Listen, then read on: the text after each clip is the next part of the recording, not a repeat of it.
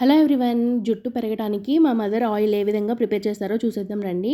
దీనికోసం ముందుగా ఒక బౌల్ తీసుకొని ఇందులోకి కొబ్బరి నూనె వేసుకుందాం. ఈ కొబ్బరి నూనెని కొబ్బరి చిప్పలతో ఆడించి తీసుకున్నాము.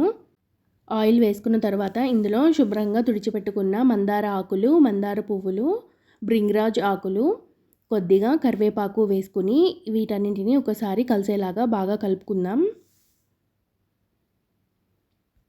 ఇలా అన్నింటినీ బాగా కలుపుకున్న తర్వాత లో ఫ్లేమ్లో పెట్టుకొని 1 అవర్ వరకు ఈ ఆయిల్ని మరిగించుకోవాలి.